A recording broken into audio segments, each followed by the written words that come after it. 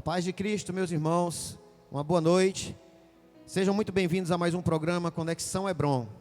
Depois de um dia de labuta, de trabalho, de estudo, aí você chega em casa à noite, depois de um banho, está aqui nós com o programa Conexão Hebron, na sua casa, trazendo entretenimento abençoado dentro do seu lar, para a edificação da sua vida e para a glória de Deus.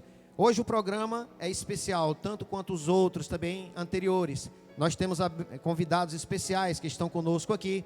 Nosso irmão Lúcio, que é professor da Escola Bíblica Dominical, também é formado em administração e matemática. E hoje nós estaremos discutindo um tema muito interessante. Como o jovem deve administrar o seu patrimônio à luz da Bíblia, né? Dizem que se dinheiro na mão é vendaval, na mão de um jovem Então, o irmão Lúcio foi convidado e ele aceitou estar conosco aqui. Meu irmão, seja muito bem-vindo ao nosso programa Conexão Hebron. É um motivo de grande alegria estar junto com vocês aqui. Eu espero contribuir um pouco aqui com a mocidade, com todos aqueles que poderem ver esse vídeo, tá certo? Que eu possa alcançar, através da palavra de Deus, um pouco da nossa mocidade. E como o Osandri falou, administrar o patrimônio não é fácil, tá certo? Nós que já fomos jovens, nós sabemos a dificuldade, hoje com mais experiência é mais fácil lidar. Mas para a mocidade vai ser muito interessante eles assistirem o que nós temos a dizer hoje aqui, meu irmão. Deus abençoe. Amém. Também foi convidada, está conosco a nossa irmã Lívia Freire, né? Tem uma voz maravilhosa, está aqui conosco para adorar o nome do Senhor. Minha irmã, seja bem-vinda. Quero agradecer muito o convite, é uma oportunidade maravilhosa de estar aqui. Espero que vocês possam ser abençoados com esse vídeo nesta noite. Em nome de Jesus. Também um conjunto especial que é aqui. Como chama mesmo o conjunto? É novo. Banda Nova Geração, formado pelo GV, basicamente quase todos do GV Quemuel, mas também tem participantes do GV Gênesis. Vocês vão estar conosco aqui também adorando ao Senhor com seus instrumentos. Sejam muito bem-vindos, que Deus continue abençoando a vida de vocês. Também uma pessoa que eu não conheço tanto, né, irmã Regina Ferraz, que sempre nos apoiou, estando nesse programa, né, nos bastidores. Hoje está aqui conosco como nossa convidada também, está participando dessa discussão sobre esse tema. Seja bem-vinda, amor. Muito obrigada, me sinto honrada de estar nesse programa e que seja um momento enriquecedor para a vida de todos. Obrigada. Amém. Irmãos, vamos começar com louvor? Vamos de música então?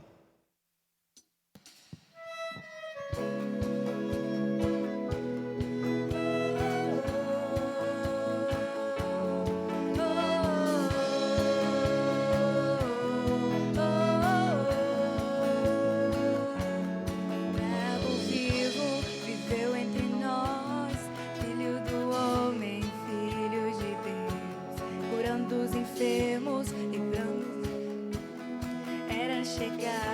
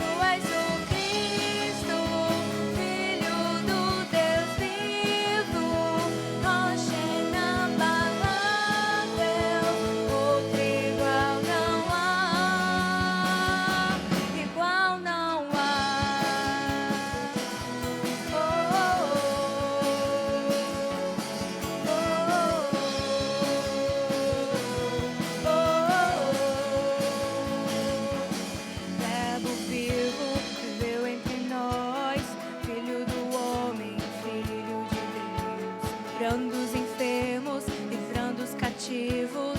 Era chegado o reino de Deus.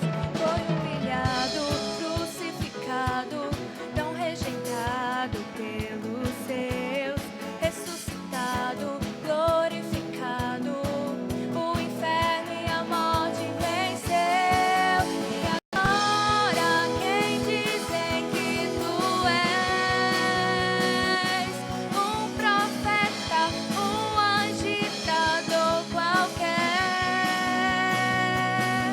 Teu Espírito me revela quem tu és, ungido de Deus.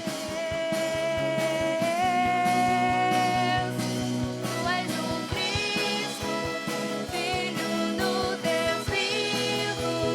Sobre esta rocha tua igreja está. Tu és o Cristo, Filho do Deus vivo, rocha inabalável, outro igual não há.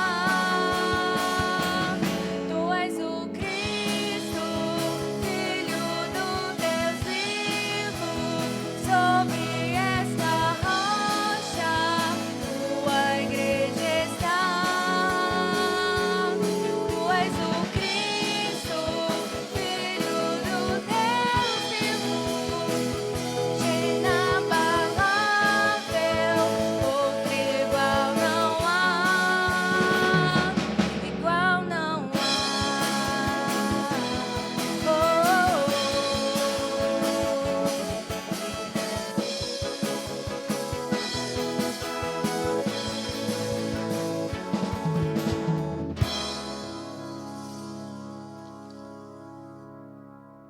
Glória a Deus.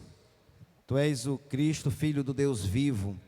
Irmãos, o programa Conexão Hebron, ele foi um programa criado para diminuir a distância que nós estávamos da juventude com isolamento absoluto. Quando veio o decreto, né, o lockdown e as outras coisas que a gente não poderia se reunir, não poderia sair de casa, não poderia haver aglomeração, que ainda também não pode, né, tem que ser de uma forma bem controlada. Então, inclusive, não havia culto. E para a gente se aproximar da juventude, Deus nos deu essa ideia de podermos fazer o programa Conexão Hebron. O programa Conexão Hebron é feito pela liderança e com a juventude, da Juventude Hebron, da nossa comunidade, Assembleia de Deus Expedicionários. E a gente desenvolveu esse projeto e aqui estamos mais uma vez na sua casa. O intuito do programa era poder estar perto dos irmãos, mesmo que seja através de uma lente, né, através de um vídeo. Porém, foi liberado gradativamente as nossas reuniões na igreja e tem sido maravilhoso. Nós matamos a saudade de alguns irmãos. Ainda há muitos irmãos que a gente não vimos ainda, porque ainda estão em isolamento. Mas a ideia é que a gente aos poucos possa se recuperar, né, desse distanciamento. E esse programa, a primeira edição, a primeira temporada, né, a primeira temporada do programa Conexão Hebron se encerra no programa de hoje. Pelo menos é a primeira edição do ano de 2020. Agora, irmão, mas por quê? Porque nós vamos começar com outros projetos presenciais. Projetos que vamos poder estar nos reunindo e falando sobre temas específicos, inclusive temas que, por ser até a mocidade nos pede, então era bom que a gente conversasse pessoalmente. Então, resumindo, esse é o último programa do ano de 2020, a primeira temporada do programa Conexão Hebron. Aí, irmão, haverá mais programa? Haverá. A partir do ano de 2021, nós retornaremos. Não a cada 15 dias, mas pelo menos uma vez por mês, com um programa, com temas mais teológicos, com convidados, inclusive da nossa congregação e fora da nossa congregação. ele vai ter um diferencial. A segunda temporada vai ser mais encorpada, vai ser mais estruturada com bases teológicas, em uma coisa voltada especificamente para teologia. Inclusive, tem um clube do livro na nossa igreja, que é muito bom, esse contexto da gente poder pegar uma edição de um livro e estar debatendo com ele. E a gente vai desenvolver isso nos próximos programas do ano que vem. Então, esse é o último programa. Mas nós vamos ter projetos que vamos poder nos reunir presencialmente. Antecipadamente, eu quero dizer aqui para a nossa juventude que um dos projetos, antecipadamente, vai ser o pós-culto. É um programa que, inclusive, um projeto que, inclusive, já tem sido praticado pelo Tempo Central, que é muito bacana, e vamos fazer aqui na Expedicionário. Como é esse pós-culto, irmão? Nós vamos escolher um tema após o culto, provavelmente vai ser após o culto do dia 8 de novembro, o segundo culto do ano. A gente vai se reunir com a juventude aqui na igreja, após o culto, com o nosso pastor, a liderança da juventude, inclusive os líderes de GVs. Teremos um tema, possivelmente escolhido pela juventude, e nós vamos debater esse tema. Nós vamos pegar esse tema e vai ser tipo um bate-bola, uma conversa franca. O pastor vai estar conosco, podemos convidar pastores de outras congregações também para estar debatendo um tema conosco. Vai ser uma espécie de conversa franca, e os irmãos entendem como é muito bom. Você vai poder participar diretamente, vai ser um momento maravilhoso, os irmãos irão gostar muito, porque o projeto tem sido bem sucedido lá no Tempo Central, e nós vamos fazer aqui também na Expedicionário, tá bom? Então, irmãos, esse é a nossa informação com relação ao programa. Sendo o último programa do ano, nós fomos muito felizes, né, de poder ter estado a cada 15 dias dentro da sua casa, através desse programa, trazendo os convidados, pessoas que tenham a capacidade de adorar, de louvar a Deus, de estar aqui conosco cantando, também de discutir temas interessantíssimos que foi debatido aqui, dos irmãos que aceitaram o nosso convite. Deus abençoe. Enfim, nós gostaríamos agora também de mais uma vez reprisar o vídeo dos aniversariantes do mês de outubro, que logo no início do mês de outubro nós passamos o vídeo. Eu sei que após a quinzena, outras pessoas aniversariaram, então vamos reprisar novamente o vídeo dos aniversariantes do mês de outubro da nossa juventude. Vamos ver?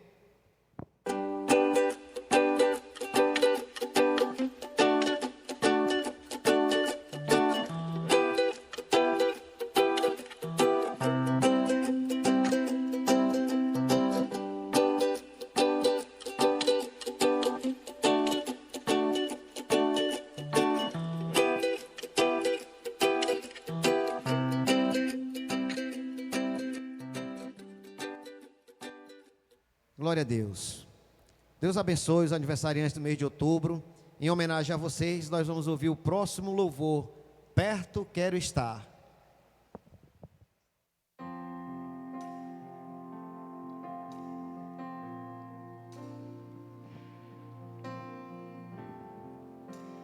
Perto quero estar,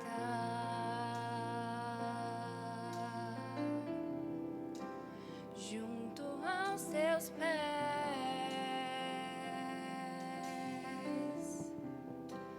pois prazer maior não há que me render e te adorar.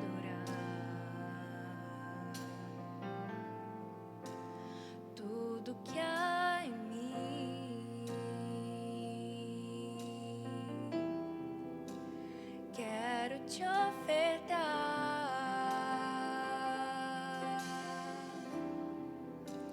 Mas ainda é pouco, eu sei, se comparado ao que eu ganhei. Não sou apenas servo, teu amigo me tornei.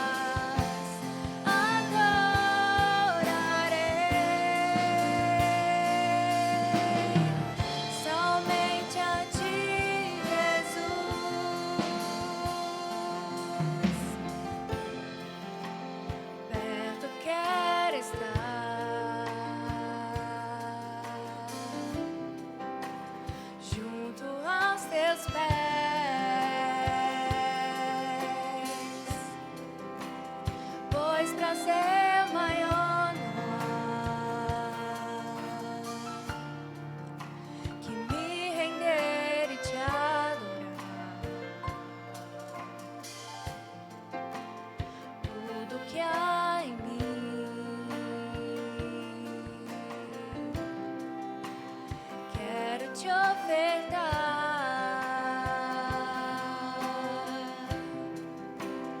mas ainda é pouco eu sei,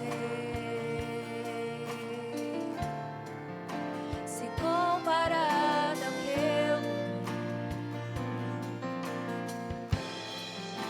não sou apenas servo, teu amigo me tornei.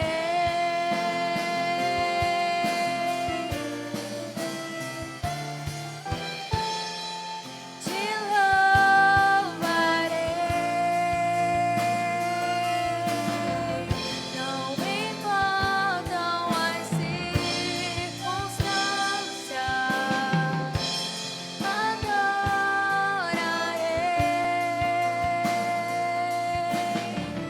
somente a ti, Jesus. Te louvarei, não importam as circunstâncias, adorarei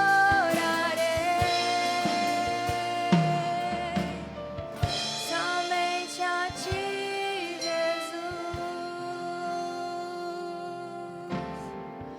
Somente a ti, Jesus.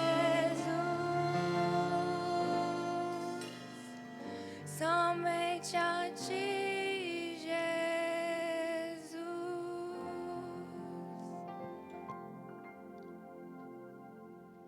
Amém.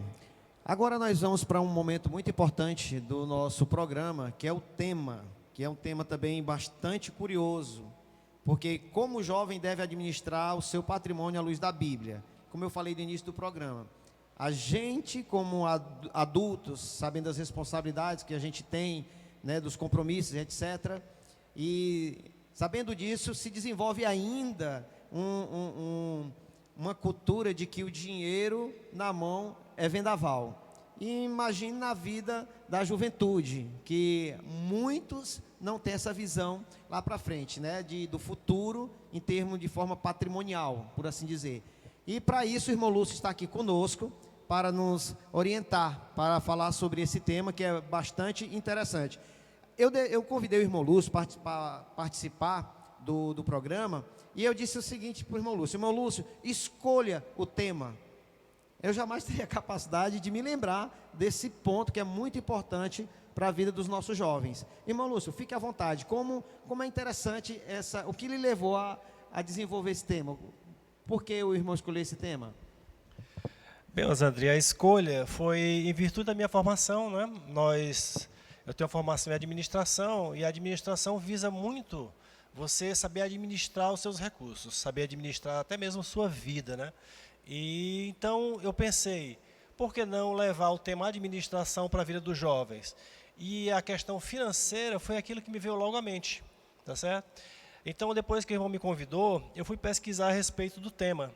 E encontrei várias pessoas que tratam desse tema, e fiquei surpreso com alguns números que eu encontrei, tá certo? Trouxe esses números para nós, para a gente procurar entender um pouco mais de como é que funciona essa logística das finanças à luz da Bíblia também, tá certo? Então, hoje vamos trabalhar um pouco essa questão das finanças, da administração dessas finanças, em função da nossa vida cotidiana, que a gente tem aqui fora, e também à luz da Bíblia, tá certo?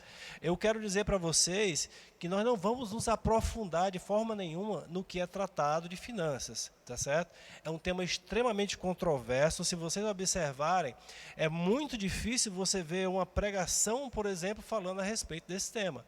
Eu, particularmente, nunca tive a oportunidade, em um culto, ver uma pregação desse tema. É verdade. É um tema muito controverso, né? Mas, por incrível que pareça, eu tive fazendo uma pesquisa, você encontra na Bíblia em torno de 300 versículos que falam de anjos, 500 versículos que falam de amor, 700 versículos que falam de fé e 2.350 versículos que falam de dinheiro, que falam de finanças. A Bíblia fala muito mais do que a soma dos outros três a respeito de finanças. E passa desapercebido. A gente lê a Bíblia, mas passa desapercebido porque é uma coisa que a gente não dá tanta tanto valor, não tem um Exatamente. foco voltado para isso. E isso é um problema de fato, né? É um problema de fato. A Bíblia relata isso e nada mais justo do que a gente trazer isso para os jovens, tá certo? Verdade. Porque o jovem, ele não conhece ainda, pela imaturidade, por não ter passado por experiências na vida financeira, de como lidar com o dinheiro, como administrar. Eu queria trazer um pouco da minha experiência aqui, estava falando até com a irmã Regina no começo. Quando eu comecei a trabalhar, a primeira coisa que eu quis comprar foi um videocassete. Videocassete hoje é uma coisa que não se usa mais, né? Já faz parte do passado recente da gente, né? Faz tempo. Mas era um sonho de consumo maravilhoso. Então, o que Verdade. acontece? Eu queria empregar meu patrimônio, investir naquele bem. E os jovens também querem isso hoje. Quando eles têm algum recurso, eles querem investir. E o investimento pode ser numa pizza, por exemplo. Eu quero comer aquela pizza, de repente, daquele local maravilhoso que eu já vi a propaganda no Instagram, e quero conhecer aquela pizza lá, vou levar minha amiga, vou levar minha irmã, meu irmão, para conhecer aquele local. Então, pode ser um investimento assim, tá certo? Então, eu quero dizer para vocês que a gente vai trabalhar apenas de forma superficial a respeito do tema, mas nós vamos tratar do tema de uma forma bem interessante. E como é que vai ser lidado o tema administração patrimonial para os jovens? Eu elaborei aqui 8 perguntas, na qual eu mesmo vou responder.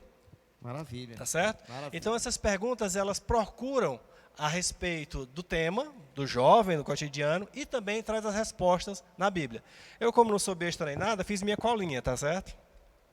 Nunca me falaram disso quando eu era novo convertido, é por isso que hoje eu não sou rico, mas vamos lá. Bem, para a gente entender a respeito do tema que eu vou falar, eu trouxe alguns conceitos, tá certo? Que eu queria que vocês atentassem para eles. Primeira coisa, o que é patrimônio? Alguém sabe dizer o que é patrimônio? Tem ideia do que é patrimônio? Patrimônio.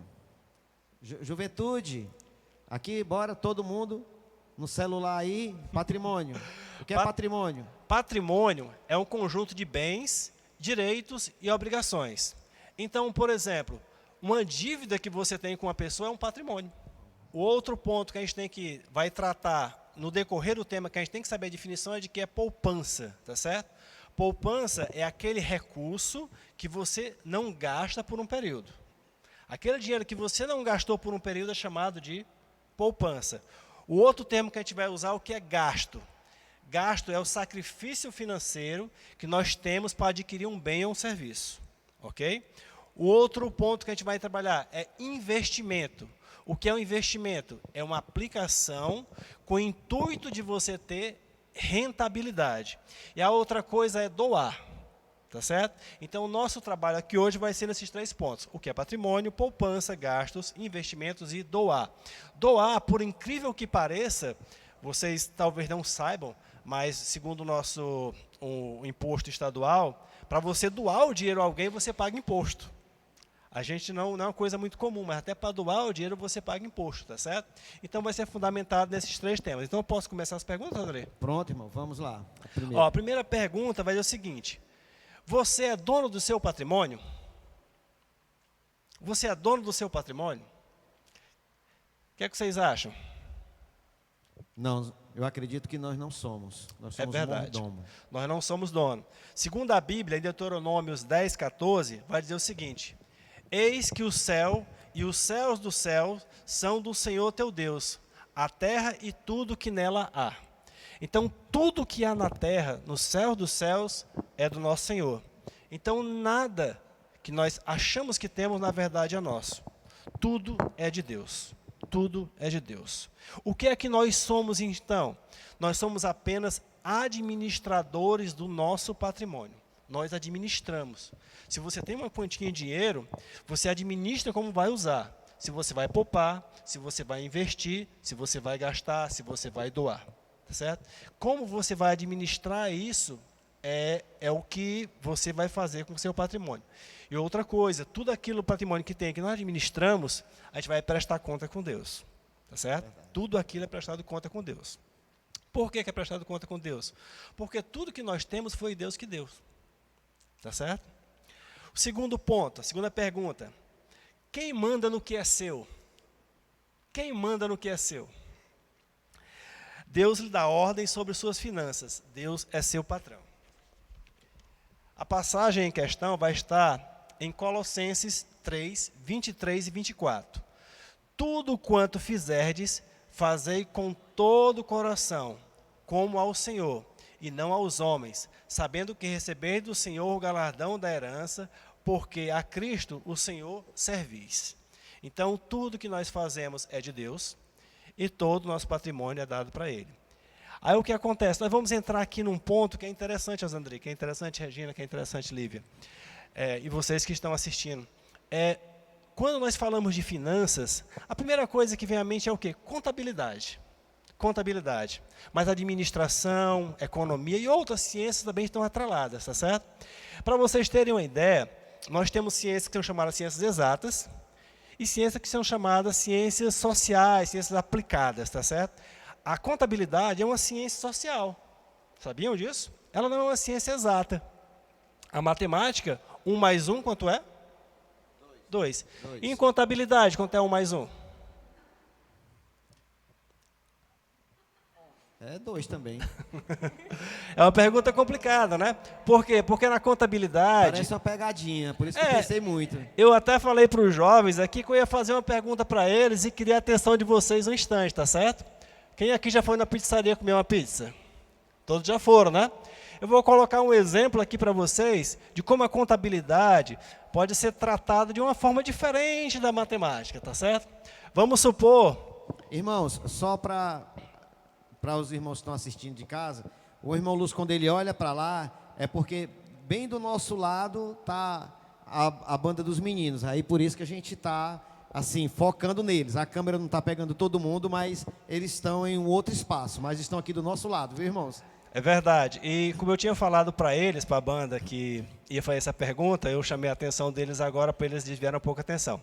Lívia também, por favor. Então vamos supor que eu, Osandri e Regina fomos numa pizzaria, tá certo? A despesa deu R$25, ok? A pizzaria deu R$25. O Osandri deu R$10, Regina deu R$10, eu dei R$10 para pagar essa pizza. R$30, tá certo? Nós demos os R$30 para o garçom. O garçom não tinha o troco dos R$5 para dar para nós. O garçom só tinha apenas R$3, certo? O que então aconteceu? Como a gente deu R$10 cada um, e o garçom devolveu 3, você tinha dado 10, recebeu 1, deu então 9. A mesma coisa para ela, a mesma coisa para mim. E o garçom ficou com quanto? De gorjeta? R$2, não é verdade? Tá certo a continha? Ora, se eu, Osandri e Regina, cada um deu R$9, 9 vezes 3 é quanto? 27 com 2 que o garçom deu? 29. Mas nós demos 30. Agora eu entendi a questão da contabilidade. Tá certo? Porque a matemática ela é absoluta, né? Ela é exata. Ela é exata. Mas quando você, na contabilidade você tem que saber armar a conta para ela dar certo, não é assim? Existem as partidas dobradas, né, que na contabilidade é muito comum. Mas na contabilidade, muitas pessoas falam que existem pessoas que não agem de boa fé. Então, exemplos simples como esse que eu dei agora aqui, servem como exemplo que as pessoas, infelizmente, pessoas de má índole, má fé, mascaram, né? A contabilidade tem isso. É possível fazer isso, mas a contabilidade também, feita corretamente, vai dar o valor correto, tá certo? Então é um caso à parte que eu trouxe aqui para vocês, mas vocês podem levar isso para a vida cotidiana de vocês também, tá certo? Então, quando a gente fala numa ciência aplicada, como é o caso dessa, a gente tem que levar em conta essas questões também, tá bom? Me desculpem os contadores, por favor, é só um caso à parte, tá certo? Não tem nada a ver, a contabilidade é perfeita, tá certo? Estou falando de pessoas que usam de má fé, ok? O nosso ponto 3 dívida é escravidão financeira? Será que você tem uma dívida é escravidão financeira? O que é que a Bíblia traz para nós a respeito disso? Vocês já leram alguma coisa a respeito disso? Eu vou ler alguns versículos aqui que vocês vão achar um pouco fortes a respeito do tema. Primeiro, o rico domina sobre os pobres, e o que toma emprestado é servo do que empresta. O que toma emprestado é servo do que empresta. Fostes comprado por bom preço, não vos façais servos dos homens. Ninguém devais coisa alguma, a não ser amor, com que vos amei uns aos outros, porque quem ama aos outros cumpre a lei. O ímpio toma emprestado e não paga. Salmo 37, 1, parte A. O estrangeiro que está no meio de ti se eleva sobre ti, e tu debaixo descerás, e ele te emprestará a ti, porém tu não emprestarás a ele, e ele será cabeça e tu serás por cauda. O que é que a Bíblia está querendo dizer para nós aqui? Que aquele que deve é servo daquele que está devendo. O que é que ela quer dizer em resumo aqui do que está sendo dito? Que nós devemos administrar nossas finanças, para nós não entrarmos em dívidas. É muito comum te ver agiotas hoje no dia a dia, de pessoas que pedem dinheiro emprestado, em bancos mesmo, né? E o que acontece? Tem sua vida totalmente surrupiada por banco, por empréstimos, tem que pagar aquela conta, e vira uma bola de neve enorme. E o que acontece na vida das pessoas? Acaba havendo o quê? Separações em casamento, até suicídios. Pessoas que fazem coisas absurdas, passam por uma vida, por exemplo, de drogas, bebidas, prostituição.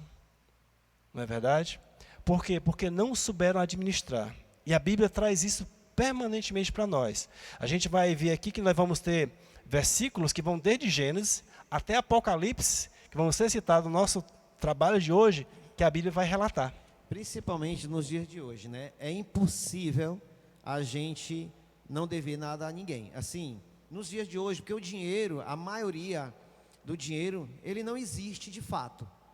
Ah, quanto é que esse camarada tem? Ele tem 10 bilhões, é o patrimônio dele. Me mostra. Ele não tem esse dinheiro para mostrar. O irmão, como administrador e matemático, sabe disso. O dinheiro, ele flutua. É uma ideia, é um círculo que vai rodando na sociedade, entrando por meio de crédito, mas o dinheiro físico, esse não existe. E a gente se tornando cada vez mais envolvido com a tecnologia, está cada vez mais sumindo o dinheiro palpável. Daqui a pouco não vai existir mais dinheiro, vai existir cartão. E hoje essa juventude aí, para abrir o olho já, certo? Digo isso por experiência própria, que estão oferecendo cartão até quem tem trabalho. Basta você entrar numa faculdade, dar um cartão aí de limite de R$1.000, para quem não ganha 1 centavo trabalhando. Aí quem vai pagar é o papai, né? Então assim, é interessante a gente ter muito cuidado com isso. O jovem, ele cresce na ideia de querer ser adulto. Falando sobre a infância roubada, não estou fugindo do assunto, só para a infância roubada na FEBENS, né, que tem muitos jovens infratores ali, são envolvidos porque com a ideia de querer se tornar jovem, logo se envolve numa situação de beber, de fumar, de aquela coisa, e a ideia de ter, possuir, dominar, administrar alguma coisa, na cabeça de um jovem é como se ele já fosse adulto. Ele pode crescer, ele pode ter um corpo de um adulto, mas a mente ainda não foi desenvolvida e ainda não tem o discernimento de administrar bem o seu dinheiro. E eu enfatizo a importância disso que o irmão está falando. Eu acho tão interessante isso, da gente poder até futuramente ter uma outra reunião, uma conversa franca, para falar sobre essas situações e poder, aqui nós não temos tempo, e podermos ter exemplos de experiências que ocorreu com um ou com o outro. Aqui, de você ter um cartão de crédito, por exemplo, que vira aquela bola de neve. Daqui a pouco, ele te dá um crédito de R$1.000, você gastou 800, não pagou, daqui a pouco tu está devendo 6.000. Aí já está aquela ligação no teu celular, aquela coisa toda, e o jovem não sabe, se atribula, não tem trabalho. É interessante a questão dessa mentalidade, saber administrar aquilo que você tem. É interessante aquilo que você falou, Zandri, do começo, que o dinheiro físico não existe, apenas o virtual, né? E é muito fácil de explicar isso. Você, por exemplo, se você tem R$100 e você aplica com 1% de juros ao mês, no final desse mês você vai ter 101. Esse 1 nasceu de onde? Ele é fruto apenas do tempo. Ele não existe fisicamente, né? E o dinheiro é basicamente isso. É fruto de uma rentabilidade, ele vai crescendo, crescendo, crescendo, não existe fisicamente, né? Verdade. É desse jeito que acontece, né? Aí o outro ponto, Osana, que é muito interessante para você, jovem, você entender, é o que é orçamento. Você tem ideia do que é orçamento, o que é orçar uma coisa? Você sabe dizer o que é orçamento? Você entende o que é orçamento? Não. Não. Orçamento é uma previsão. Vamos supor que você queira comprar um instrumento musical, tá certo? E aquele instrumento musical, por exemplo, seja R$1.000, para a gente arredondar o valor, tá certo? E você consegue, por exemplo, cada mês juntar R$100. Então, depois de 10 meses, juntando R$100, você vai ter R$1.000, certo? Ou errado? Certíssimo. Por que está errado? Por que está errado? Porque esse dinheiro dela, ela não vai deixar parado. Ela vai aplicar esse dinheiro. Então, os R$100, a final de um mês, vai ter R$100 mais alguns juros. E vai entrar mais R$100. Então, ela vai ter R$200 mais uns juros. No outro terceiro mês, ela vai ter 200 mais 100 mais o juro dos 100 mais os 100. E no final de 10 meses, ela vai ter R$1.000 e alguma coisa. Tá certo? Então, quando você faz um orçamento, você tem uma previsão do que você vai ter à frente. Tá certo? A mesma coisa, ela podia ter o quê? Ora, se ao final dos 10 meses, com a rentabilidade que eu tenho, eu podia depositar 100 agora, no outro mês 99, 98, 97, e no final dos 10 meses você tem os mesmos R$1.000, com a rentabilidade que você tem. Tá entendendo? Isso é uma previsão financeira, isso é um orçamento. Você pode prever assim. Agora, geralmente, no orçamento, o que é que a gente prevê? A gente prevê que vai gastar mais do que aquilo que a gente prevê. Por quê? Porque depois de 10 meses, o instrumento deve estar mais caro. Do mesmo jeito que o seu dinheiro rende, é natural que o instrumento também aumente de preço. Então, o que acontece? Se você tem um instrumento que custa esses R$1.000 que eu falei, você prevê, eu vou comprar ele daqui a 10 meses. Então, daqui a 10 meses, esse instrumento vai estar R$1.200. Então, eu vou depositar não R$100, então R$120. Tá certo? O que é isso? É uma forma de você ter certeza, convicção, que ao final daquele período você vai ter o dinheiro. O orçamento, na verdade, funciona assim. Você sempre prevê que vai acontecer alguma coisa errada, que algo vai dar errado e que você precisar gastar mais. Não o contrário, como eu falei inicialmente. Tem que funcionar assim o orçamento. É uma previsão sempre que você tenha um guardo maior do que aquilo que você vai arcar. Tá certo? Para você não ter surpresa no final. Então, o orçamento fala disso. Tem uma palavra de Deus que diz o seguinte, ó. Pois qual de vós, querendo edificar uma torre, não se assenta primeiro a fazer as contas do gasto para ver se tem com que acabar. Isso está em Lucas 14, 28. Tá certo? Eu vou falar aqui de planejamento. O que é planejar? Você tem ideia do que é planejar uma coisa, Rodrigo? Estou vendo que o irmão está botando em prática o PDCA, né? PDCA. PDCA, planejar, fazer, checar e depois agir. O que quer dizer isso? Você planeja fazer uma coisa. Planejei. Vou colocar em prática. Vou agir. Depois de um tempo, você vê se o que você está fazendo está dando resultado. Se está dando resultado, você pode manter ou pode mudar a estratégia. Você vai comprar seu instrumento de R$1.000. Você fez então a estratégia, R$1.000, vou depositar R$120 durante 10 meses. O orçamento foi feito, planejei. Você começa a fazer isso. Depois de, por exemplo, 4 meses, você vai verificar o quê? O quanto está rendendo, o quanto está o preço do instrumento e se você vai conseguir chegar lá em 10 meses. Isso é o que você faz o quê? Vai checar se seu estratégia está dando certo. Se está dando certo, você pode manter, você pode melhorar ou você pode, de repente, até economizar um valor menor. Aí você faz o ciclo de novo. Certo? Então, na vida da gente, tudo pode ser assim. Não é apenas financeiro, tudo pode ser assim. Pode ser até no relacionamento assim. Você casar, então, nem se fala. Tá certo? Eu pretendo namorar aquele garoto. Caso de você, né, menina, por exemplo. Né? Aí, o que é que eu vou fazer? Eu vou planejar. Como é que eu vou planejar? Vou convidar ele para aquela pizzaria. Tá certo? Aí, o que é que eu vou fazer? Agir, é o convite. Tá certo? Vou checar se está dando certo, está dando aquelas olhadas, está tendo ou não está tendo. Se estiver tendo, eu vou agir. Né? Aí você então faz um ciclo novamente. Até numa vida amorosa, o PDCA funciona. Tá certo? Funciona. No casamento também assim vai. Agora, irmão Lúcio, só salva aquelas questões, né? Por exemplo, para a empresa, na questão do planejar, desenvolver, agir, e o checar e agir. Existem situações também que só Deus, né? No caso dessa pandemia, né?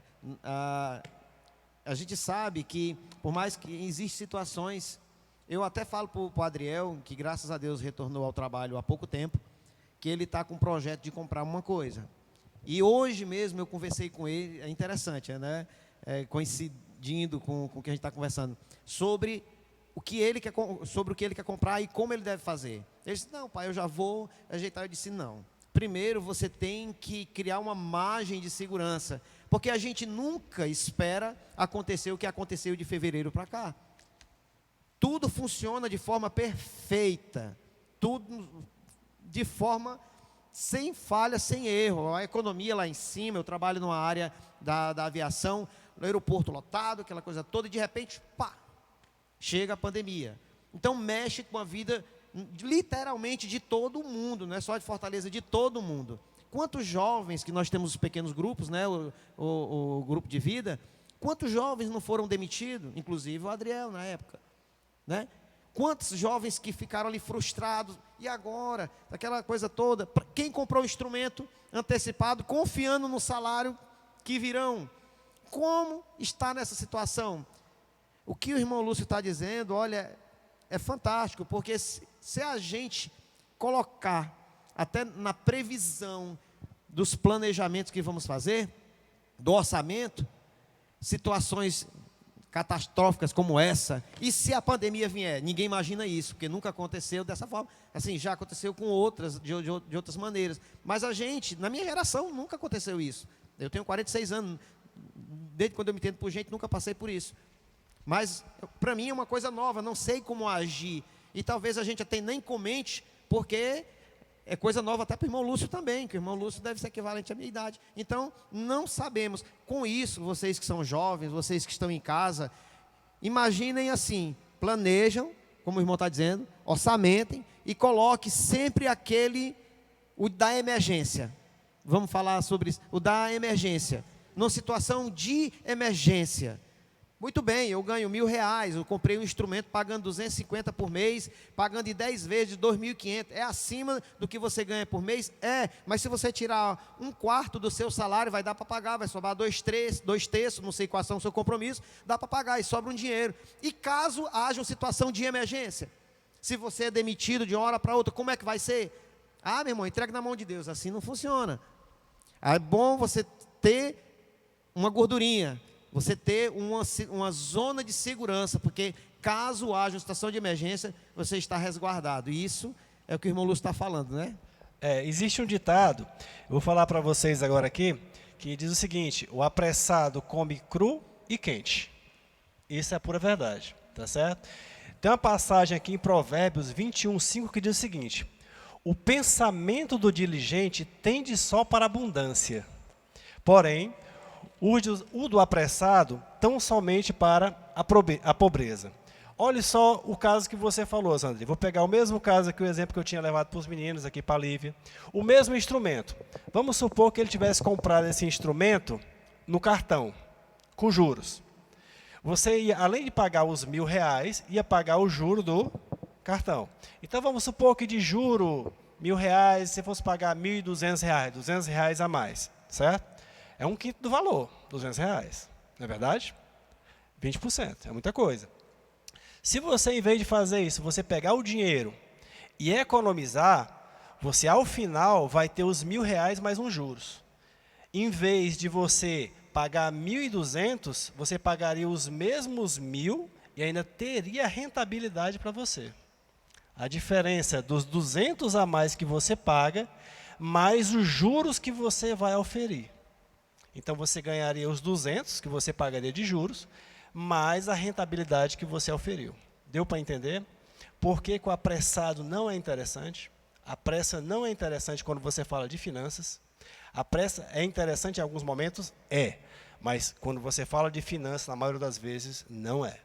Certo? Então, isso é uma coisa simples, básica de finanças, que é interessante você ter. Tá certo? Sempre ter calma, ter paciência. Hoje a internet para pesquisar, eu mesmo precisei comprar algo para minha casa, uma pequena reforma que eu estou fazendo. Irmãos, eu encontrei uma coisa quase 10 vezes mais cara. Quase 10 vezes, não estou brincando não. Tá entendendo? Eu encontrei na internet de R$800 e comprei de R$85. É um negócio assim absurdo.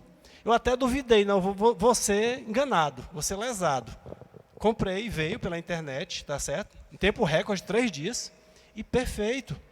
Perfeito. Tá entendendo? Não custou nada, pesquisei, fui atrás. Poupei um dinheiro enorme. Assim que funciona. Vou falar de uma coisa aqui, para vocês que é muito interessante. Outra coisa também da administração, tá certo? Que existe algo que é interessante para nós, é saber como gastar. Saber como gastar. Vamos supor, qual de vocês aqui tem algum trabalho? Tem alguma bolsa, mesada do pai e da mãe? Alguém tem aí? Ninguém? Rapaz, o negócio tá ruim. Falar com o pai de vocês, viu, gente? Mesadinha pelo menos baixinha para ter, viu? Não tem mais coisa. Pai, vou na pizzaria. Eu sei que a sedinha rola. Não vem com negócio de queixo que eu sei. Pai, vou na pizzaria com os meninos. Aí o pai puxa a carteira e dá lá a seda, né? Olha, eu vou dizer uma coisa para vocês. Eu conheço algumas pessoas, alguns pais, que eles dão umas dicas para os filhos, tá certo? Alguns pais fazem uma coisa diferente. Com a minha filha, eu fiz uma coisa que foi interessante. Eu disse para ela o seguinte: filha, tudo que você não gastar, ao final do ano eu dobro. Então eu dava para ela R$1, no dia 1º de janeiro. Se ela chegar em 31 de dezembro com aquele R$1, eu dou a ela mais R$1. Então, cada R$1 que eu dava para ela valia 2 se ela economizasse. O que acontece? Ela começou a guardar. Chegou no final do ano, a gente foi abrir o cofre dela, que é bem generoso, por sinal, e foi uma quantia significativa que ela economizou. Aí sabe o que ela fez com o dinheiro que eu dei para ela? Ela guardou de novo, porque no final do outro ano, eu vou dobrar de novo. Sabe o que acontece? Ela está com rentabilidade de 100% ao ano. Eu queria que a câmera pegasse a cara deles agora. Tá entendendo? Mas tudo bem. Ó, pessoal, você pô, mas meu pai não dá uma mesada. Mas o retiro, né, que já houve e que haverá em abril, na Semana Santa, que vai haver o nosso retiro, em nome de Jesus, é o papai que paga, né, gente? Pois é. Outro caso, Adandria, eu conheço um amigo meu que ele fez o seguinte: olha, eu vou dar para você um salário mínimo, certo? Mas com esse salário mínimo você vai pagar a conta de água e de luz. Aí o que acontece? Não ficava uma luz acesa na casa, porque o menino apagava a luz. Não ficava uma torneira pingando, porque ele ia lá no banheiro e fechava tudo direitinho. Tá entendendo? Começa a sentir no próprio bolso, né? Começa a sentir no próprio bolso. O que acontece? Você economizava por quê? Porque sabia que se a luz e a água gastasse, você ia receber menos. É do bolso dele, Tá entendendo? Tem várias ideias interessantes que você, eu vou dar um salário para você, mas a conta de água e luz é sua. Então, o que acontece? Ele ficava obrigado a economizar. E, geralmente, o jovem não economiza nessas duas coisas, né? E já vai valer o quê? Para a vida dele de casado. Verdade. É uma jogada de mestre. Uma jogada de mestre. Está entrando na educação básica mesmo assim, que funciona. Que funciona, é muito boa. Claro que o valor é alto, né? Para hoje, conta de água e luz, pelo menos lá em casa. Não ia dar, mas no caso dele, que ele tinha uma pessoa de mais posse, uma casa bem maior, era um valor que chegava próximo realmente a isso. Foi uma ideia que ele teve de economizar. Tá certo? Para um jovem que tinha ar-condicionado no quarto dele, ele usou um ventilador durante um bom tempo. E assim vai, né? Outra coisa que a gente fala, os gastos, como eu estava falando. Por que gastais o dinheiro com aquilo que não é pão? E o produto do vosso trabalho naquilo que não se satisfaz. Isaías 52, parte A do versículo 2. Tá certo? O que acontece? Ó? Nós temos uma pirâmide chamada de realização pessoal. Essa pirâmide é chamada pirâmide de Maslow. Tá certo? Essa pirâmide, eu acho que vocês conhecem, né? Essa pirâmide diz o quê? As realizações pessoais que a gente tem na vida. Como é que a gente cresce pessoalmente? Na base da pirâmide, como é que uma pirâmide é formada? Na base da pirâmide tem umas necessidades fisiológicas, que é o quê? Comer, ir ao banheiro, as coisas básicas que o corpo necessita para sobreviver. Então, para mim viver, eu tenho que ter necessidades fisiológicas. As outras que vêm, de segurança. O que adianta eu me alimentar e não me manter vivo? Então, todo mundo tem segurança, tem que ter a segurança. A outra que vem, a relação de amor, de companheirismo. Então, todo mundo quer o quê? Ter alguém para conviver. Nós somos o quê? Seres sociais. Não conseguimos viver sozinhos. Não conseguimos viver sozinhos. Tentem vocês, por exemplo, imaginar uma questão como aquele Big Brother, por exemplo. Aquelas pessoas ali ficam deprimidas no final, loucas para voltarem para casa, para encontrarem seus familiares. Ali é uma situação desesperadora. É horrível aquilo dali. Eu mesmo, às vezes, viajo para cantos que são maravilhosos, praias paradisíacas, mas quando eu chego em casa e abro a porta da minha casa, que eu entro ali, é uma coisa maravilhosa, você se sente realizado, é uma coisa muito boa. É bom sair, mas quando você chega também é muito bom. Está entendendo? A sensação de você estar num canto seguro, ali é seu lar, ali é a sua casa. Aí depois vem a de estima, que você quer respeito, que você quer ser valorizado, é de realização pessoal, que você quer aquelas coisas de alto grau, né, realmente, né, já é uma coisa bem mais em cima. Posso continuar? Nós temos ainda mais 3 minutos. Vou ser rápido, então. Pronto, 3 minutos para nós concluirmos o... O próximo ponto é a estratégia para poupar. Quanto deve se poupar? Para quem tem dificuldade, economize 1% do que você tem. 1%, tá certo? 1%. É pouco? 1% é pouco? Vocês acham que é pouco? Vocês sabiam que para se aposentar, sabe quanto tempo leva para você se aposentar? 30 anos. Vocês, meninos, sabe quanto tempo? 35. Sabe o que isso quer dizer? Vamos trabalhar para caramba, viu? Mas vocês sabiam também que se vocês pegarem R$ 145 por mês e aplicarem esse dinheiro com o juro de 1% ao mês, depois de 35 anos, vocês vão ter R$ 1 milhão. Se vocês pegarem R$ 145, aplicarem durante 35 anos, com juros de 1% ao mês, ao final de 35 anos, você tem R$ 1 milhão. Mas a poupança não gera 1%, né? Não, é uma aplicação que gera 1%. Existe aplicação que gera 1%? Tem muitas. Muitas. Há uma proposta do governo federal de colocar agora a educação financeira. Tá certo? A educação financeira é uma coisa que nós não conhecemos. A poupança, como eu falei no começo, ela não tem rendimento. Ela tem o quê? Correção monetária. Muitas pessoas confundem rendimento com correção monetária. A correção monetária é o quê? 1 quilo de arroz vale R$ 5,50. Depois de um mês ele vale R$ 6,00. A correção monetária no quilo de arroz é de 50 centavos.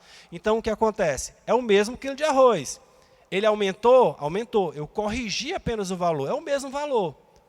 Não aumentou. Se hoje você ganha R$ 1.000 e ano que vem você passa a ganhar R$ 1.100 e foi correção monetária, você não teve aumento, você teve correção monetária. Que é diferente. Juros é quando você ganha a mais do que a correção monetária. Tá certo? Por isso que investir e poupar, que eu coloquei aqui, são diferentes. A poupar é você guardar e corrigir. Investir é você ter lucro além do que a poupança lhe proporciona. Existem rendimentos que têm mais de 1%? Tem, e muitos. Muitos. Correm risco? Correm. Posso continuar? Sim. Penúltimo ponto, desculpe, doar. Doar é um bom investimento? É sim. É sim. Principalmente para um cristão. Para um cristão. Então, existe a questão da realização pessoal, do seu estado de espírito, da sua responsabilidade como servo de Deus. Isso eu acho que o investimento é um dos maiores que tem. Da bênção de Deus constante sobre a sua vida e principalmente da paz que você sente em seu coração. Mas é uma das coisas que mais a gente vê, que principalmente os cristãos têm dificuldade de doar. Muita dificuldade mesmo. Eu vou trazer um versículo aqui que é conhecido de vocês, tenho certeza. João 3,16. Porque Deus amou o mundo de tal maneira que deu seu Filho, não é verdade, em holocausto para nós. A doação das doações, tá certo? Então, se Deus deu o Filho dele, quem somos nós para não doar também, tá certo?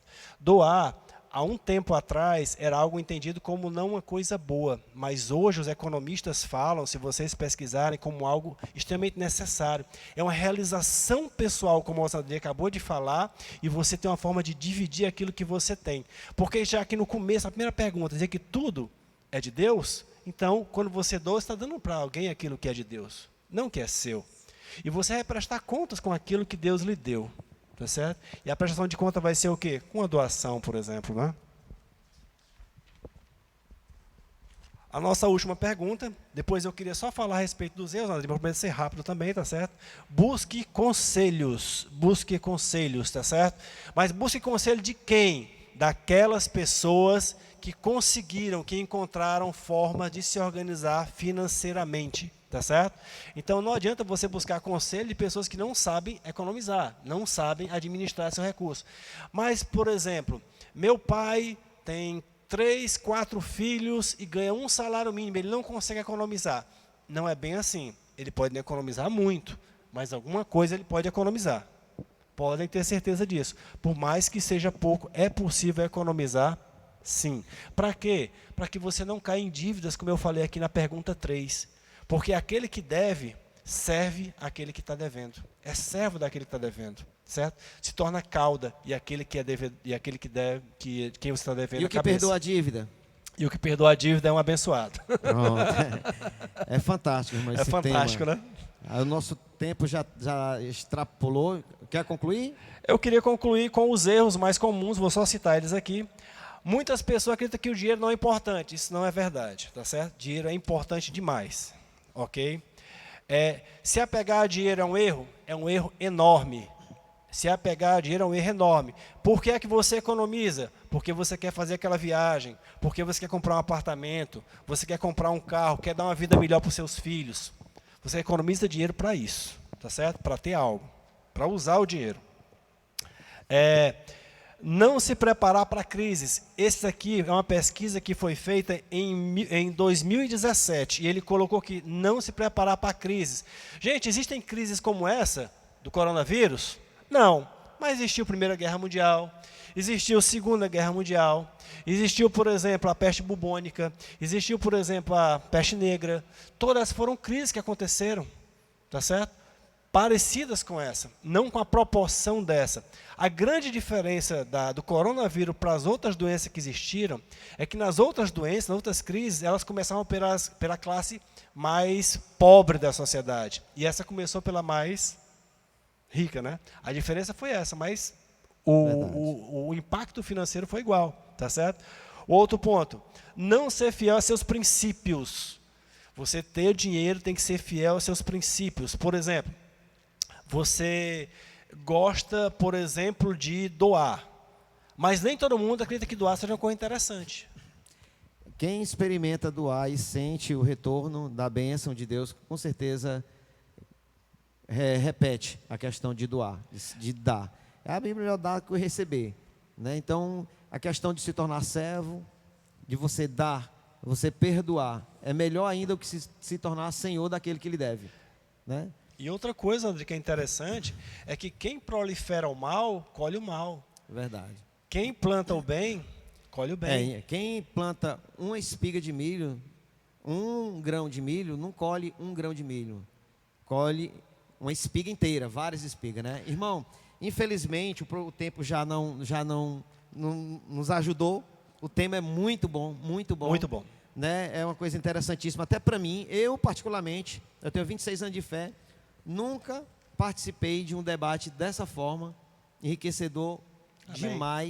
Demais, né? Você, irmão, isso tem a ver com o espiritual? Meu irmão, eu quero ver o camarada tá morrendo de endividado, não está com paz de espírito, só está ligado com Jeová mesmo de intimidade. Meu irmão, casamentos são desfeitos. É verdade, casamentos são desfeitos, que é um voto, né? Então, falando em casamento, irmão, agora e projeto no PDCA, né, de planejar, desenvolver, checar e agir, nós gostaríamos de passar aqui para nossos irmãos em casa que esse domingo, né, dia 25, nós tivemos o resultado, o fruto de um PDCA, o fruto de algo que foi planejado, desenvolvido, desenvolvido e agido. Vamos ver esse vídeo. Olhando para a aliança, vocês lembrarão deste momento em que vocês afirmaram, confirmaram e reafirmaram que o seu coração pulsaria na direção deste moço e que o seu coração pulsaria na direção desta mulher. Por isso agora eu vou pedir-lhes que eles, olhando nos olhos do outro de forma firme, possam repetir o que tenho-lhes a dizer. Primeiro, Webley. Com esta aliança,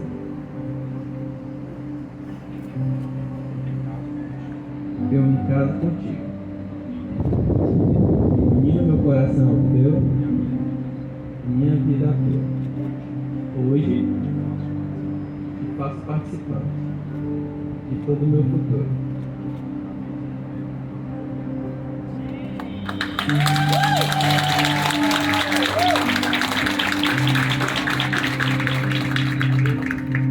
Me caso contigo, unindo meu coração ao teu e a minha vida à tua, te fazendo participante de todos os meus sonhos.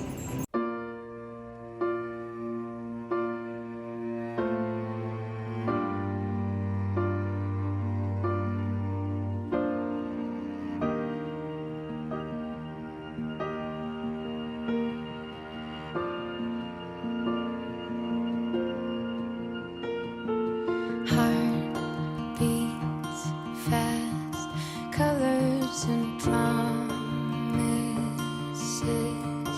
How to be brave?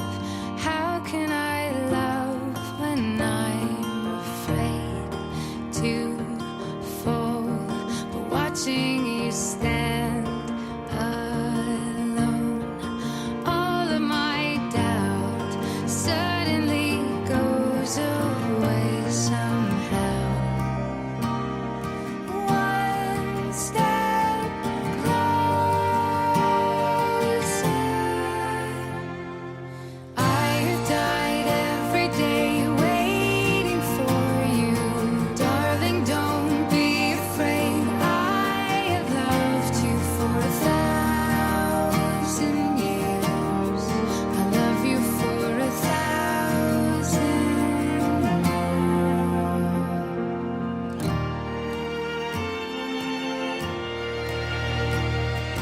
Time stands still, beauty in all she is.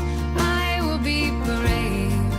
I will not let anything take away what's standing in front of me. Every breath, every hour has come to this. One step closer. Muito bem, nós queremos aqui desejar a este casal maravilhoso, nossos votos de felicidade, que Deus abençoe maravilhosamente. Nós estivemos ali no casamento deles, sentimos ali a presença de Deus, foi uma coisa assim maravilhosa, que Deus abençoe poderosamente a vida de vocês, né? Me senti muito feliz em estar lá, e essa é uma homenagem da gente, da nossa juventude, para vocês, Devlin e Juliana. Que Deus abençoe poderosamente, vocês são exemplos na nossa juventude. Que venham mais casamentos no meio da nossa juventude, tão abençoado quanto estes, em nome de Jesus. Meus queridos, nós estamos já no final do nosso programa Conexão Hebron. Nós gostaríamos aqui de agradecer já o irmão Lúcio. Meu irmão, muito obrigado por receber o nosso convite. Essa palavra foi de Deus para os nossos corações. Já vou antecipadamente lhe falar que futuramente, em um dos nossos pós-cultos, poderemos trazer esse tema como o tema lá de uma conversa franca, para a gente poder aprofundar mais. Eu sei que o tempo não ajudou, porque é muito enriquecedor e muito vastas as informações, né? Então, Deus abençoe a sua vida, em nome de Jesus, tá bom, meu irmão? Eu que agradeço, meu irmão. Foi uma benção, foi uma maravilha estar aqui com vocês. Eu espero ter contribuído, né? Eu espero ter ajudado mais do que confundido.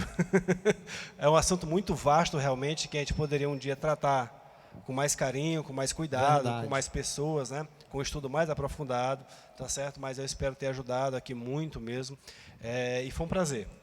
Amém. Agradeço demais a Deus pela oportunidade de estar aqui, pelo convite. É o tipo de tema que merece anotações. A gente escutar e pôr no papelzinho, chegar em casa, avaliar alguns pontos que a gente já começou e pontos que futuramente iremos fazer. É muito interessante. Agradecer minha esposa por estar aqui comigo, né?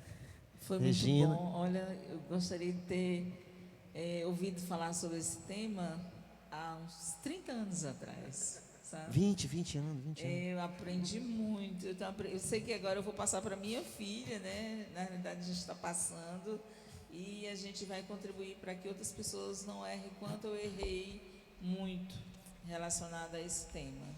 Mas eu agradeço muito pela oportunidade de estar aqui nesse último programa da primeira temporada. Quero dizer que está sendo maravilhoso e que essa banda, eu estou orgulhosa de vocês. Amém. Irmão Lúcio? Eu queria só complementar, esse estudo é baseado no estudo bíblico sobre finanças do canal Vamos Prosperar. O autor é Samuel Vinícius, então se vocês quiserem conhecer um pouco mais, o canal Vamos Prosperar, Samuel Vinícius, tá certo? É um servo do Senhor que vai ajudar muito no vídeo que ele tem. Amém. Nós gostaríamos também de agradecer a banda aqui Nova Geração, né, composta aqui pelo João Vitor, pelo Gabriel, pelo Vinícius, pelo Pedro Lucas, pela Iane, pelo Mateus e pela Lívia, que está aqui conosco. Deus abençoe a vida de vocês, vocês são bênçãos na mão do Senhor, e é só o início de um projeto grande que Deus tem na vida de vocês, amém? Nós gostaríamos também de agradecer aos nossos técnicos, né, que sempre esteve conosco aqui na labuta de cada dia dos nossos programas, né, no desenrolar da evolução do programa, na montagem tudo, o Lino, o Samuel, a Samela, a Gabi, o Devely, a Juliana, o Joãozinho, o Cícero, a Késia, o Cícero e... Estou esquecendo de mais alguém? Quem? A Lara, a Kílvia que nos ajudou, nos orientou, nos dando ali informações para podermos fazer esse programa funcionar. O Adriel, que sempre também cooperou conosco. Olha, Deus abençoe poderosamente a vida de vocês, dá esses 2 meses de férias para vocês, sem programa, mas em 2021 vamos voltar com o programa Conexão Hebron, a 2ª temporada de forma mais robusta, mais abençoada, tá certo? Deus abençoe a vida de vocês. Eu gostaria de convidar a Regina para fazer uma oração por nós, e logo após nós vamos ouvir mais um louvor para encerrar o programa desta noite. Eu quero agradecer a você de casa que esteve nos assistindo, que Deus abençoe a vida de vocês poderosamente. Orem por nós, que nós estaremos orando por vocês, e breve nós estaremos de volta com o programa Conexão Hebron. Irmã Regina. Pai, nós te louvamos, te agradecemos por mais um momento que tu nos concedeste e pela oportunidade de nós termos tido uma temporada abençoada, onde nós aprendemos sobre muitos temas e tivemos a oportunidade de ouvir muitas pessoas, muitos louvores, pessoas que foram usadas por ti nesse programa. Que tu possa abençoar a cada um, recompensar com bênçãos do céu, e que a próxima temporada seja uma temporada também abençoada por ti, e que tu possa nos dar projetos que venham enriquecer o teu reino e que venham abençoar vidas e mais vidas. Nós te abençoamos, nós te agradecemos, no nome de Jesus. Amém. Vamos de mais um louvor para a glória de Deus.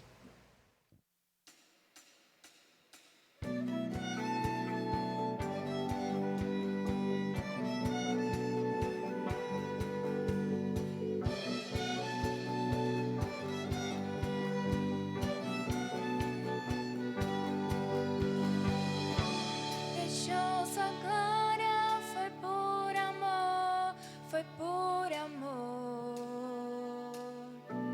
E o seu sangue